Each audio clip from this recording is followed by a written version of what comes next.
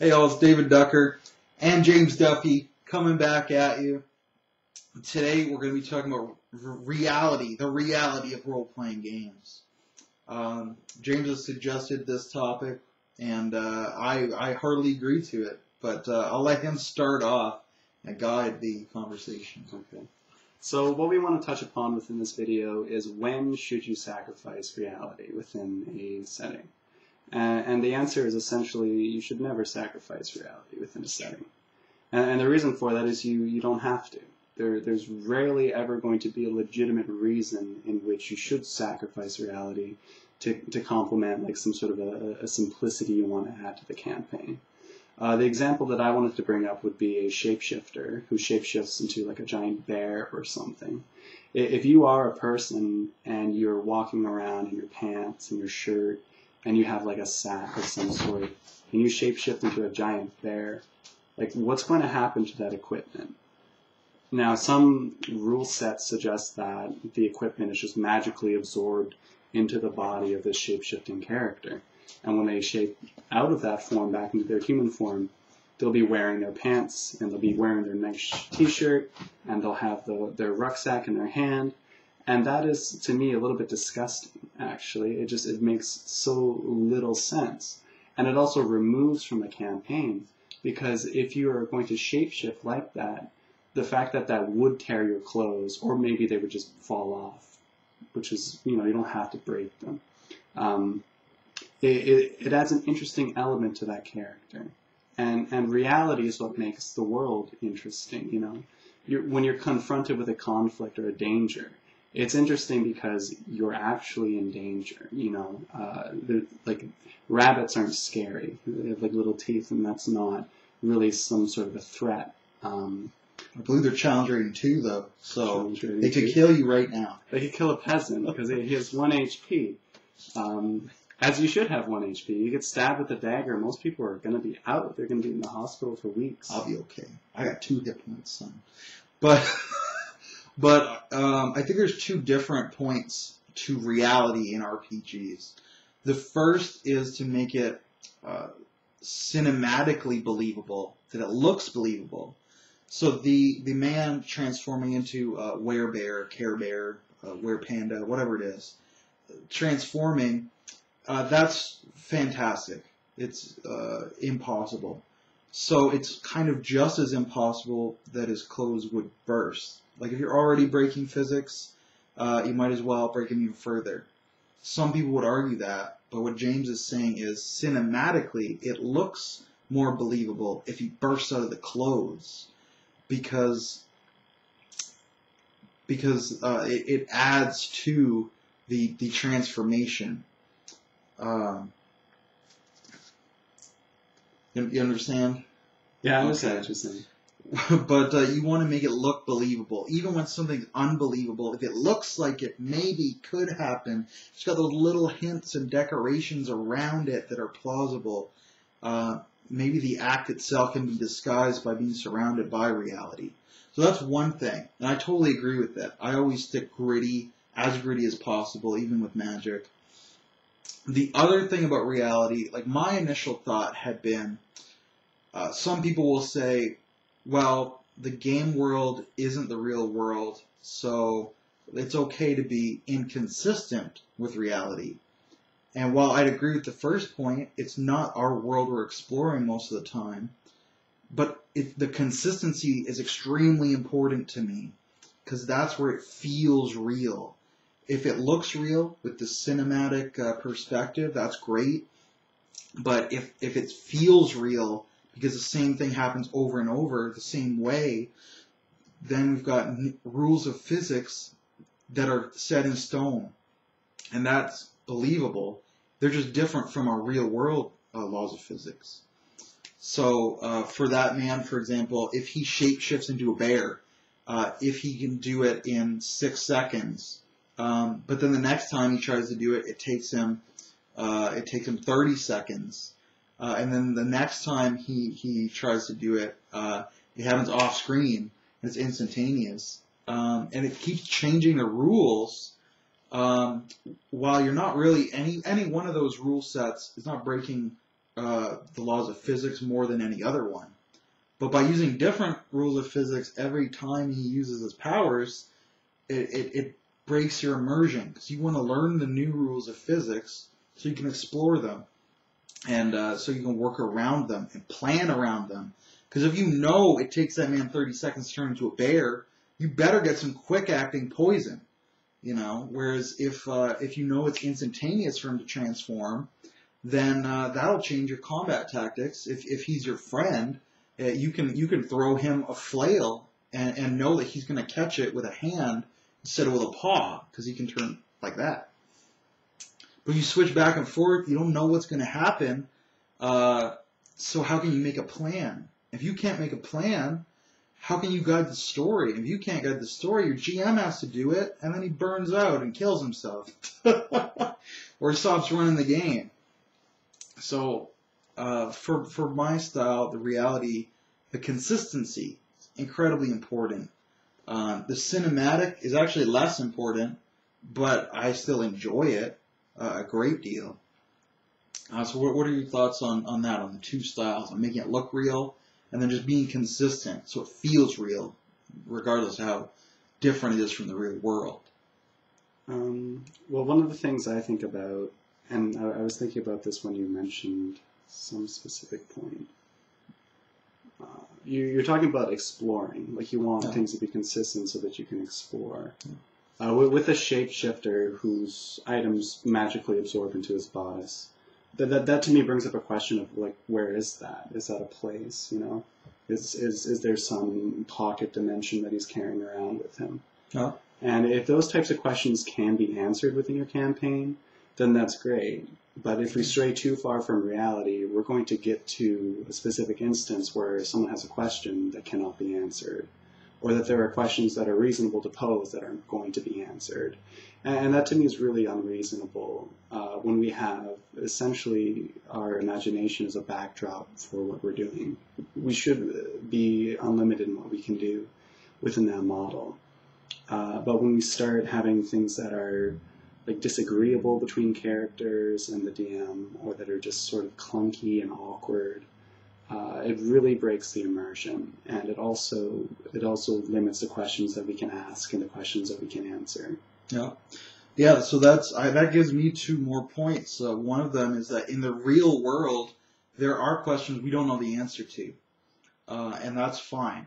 But in a game world, you should know the answer to every question, because it's a story, and it needs to be, at the end of the day, wrapped up in a neat little bow.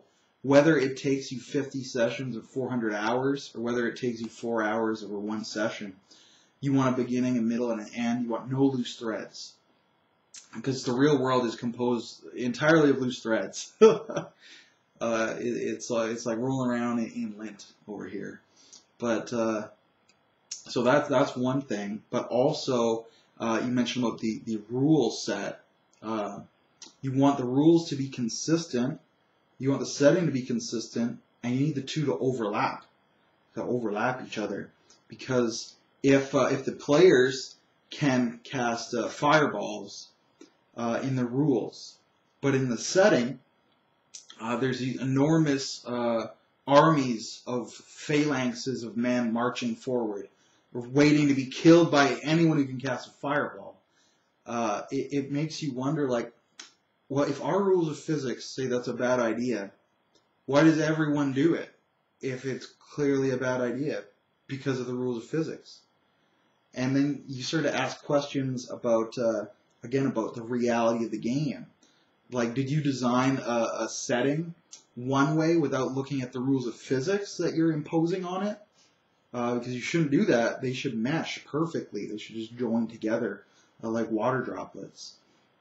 So if you have big armies that march in lockstep that could easily be killed by area effect spells, that tells me that these rules of physics don't have area effect spells, or else they wouldn't do that, because it's stupid to do that.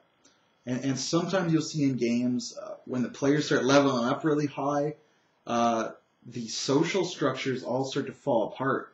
And it's like, well, I can just conjure a wall of iron, and we don't need to mine iron anymore. And then you start asking, like, So why are there iron mines? That doesn't make any sense. And my belief in the reality of the world is broken. So you really need to look at the rules and make sure that they line up with what the players see as well. Do you have any thoughts on that, or just reality, the gaming reality in general? I would just say checks and balances. That's what is really important in design, is checks and balances. If you introduce something into the campaign, don't just do that. Think about its implication, analyze its implication, and you'll find all sorts of interesting things about what you're doing here. Yeah, absolutely. Think ahead as a GM. Ideally, and it is a lot of work to say, oh, these are the rules. With these rules, what does a world look like? Or to go backwards and say, this is the world I want. What rules should I have? It's a lot of work. It's very hard. But that's theoretically why there's so many published settings. Because then they've done all the work for you. And their rules and their settings should meld together perfectly. A Song of Ice and Fire melds, Warhammer melds together. Golarion doesn't. I love Golarion. It's a great setting. It's written excellently. And I don't mind the Pathfinder rules. There are a lot to work around in terms of some of these wonky abilities. But that's fine. And it's just that the two don't fit together. It's like taking two different puzzles, and one's a picture of a cat, and one is a picture of Katy Perry, and mixing the two puzzles together, and then trying to fit the pieces all together. It's like, it's clearly we have two different design teams. Didn't team up well. So as a GM, don't do that. Get a published setting where the authors did their job, or just put in a lot of work to make sure your setting is like that. And the easiest shortcut is to make it really, really similar to the real world. That's usually what I do. I'm like, it's just like the real world, except just one or two little things. And then just make sure those one or two little things, you really think about all the implications of them. So let's see, that's a lot of territory we covered. So we talked about cinematic realism, make it look real, feel real. We talked about consistency, because even if it seems unreal at first, with enough repetition, the players will start to accept that reality. It's also how you can brainwash people. And then we talked about the rules, of course, should gel with the setting so that it all makes sense, as if it's been play tested. And we probably had a fourth point in there that I forgot. Yeah. We could attempt to make that point now. No. I mean, you can, please. If you do have any more to add, go for it. Well, we have all of these elements of what makes something realistic. If you have just the elements, there's not really much going on there. It's the DM's job and it's the DM's responsibility to bring those elements together to tell a good story. So when we're talking about realism, you don't have to follow the rules. If you see a rule that doesn't make any sense, it is absolutely your responsibility to scratch that shit out of there, because it's awful. Yeah. There's one rule I have a big issue with. There's two spells. One of them is infinite water. You just have a jug. You just pour it. It just doesn't stop ever. And there's another spell which is infinite fire. You just have this fire that never stops. When I first encountered these spells, I was like, oh my god, I could make like a steampunk spaceship that just runs forever on magic. You could. And that's exactly what I did. Exactly. And had any NPCs done that before? Made a spaceship? Yeah. Or I'm sure that there's all sorts of weird rules. If it exists, you shouldn't be the first person to think of that. Because just the odds of you being like the Archimedes of Planescape are very low. I haven't read up on it. I'm not sure if anyone else has. I'm sure somebody has. I don't think they have. I've seen players who have built a magical structure with invisible walls that could float around. That's an H.P. Lovecraft story. It's terrifying. A horrible magic death warship, and it mechanically functioned. All the rules were there to make this thing real in the game. Now, did it make any sense? Absolutely not. It was an atrocity. It was overpowered and just all sorts of ridiculous. And that's because of the rule set. And that's when the DM should step in and say, look, I know that you can build this structure this way, but I'm not going to let you because it doesn't make any sense. And that's sort of an unfortunate realism within this topic of realism, that there's going to be points where there's a divide between the mechanics that have been written out for you and what you should be able to do based on what is written, and then the DM's word. And that's why you have the DM, is to settle those issues. And it's important to take that responsibility, and don't be afraid of it. It's an excellent responsibility to have.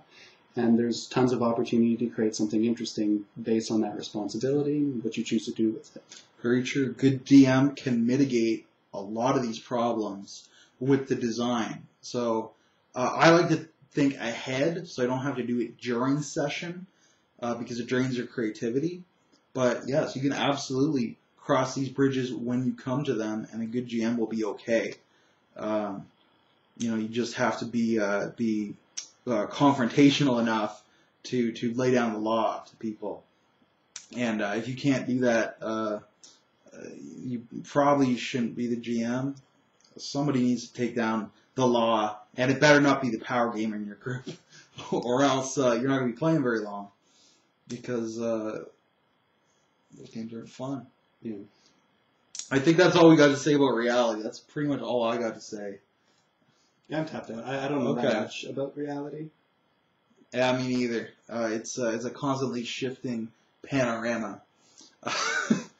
But your game world shouldn't be. Your game world should make sense. Should have its own internally consistent reality. However you put that down. So thank you for listening to us ramble once again. And I'll catch you all real soon out there in YouTube land.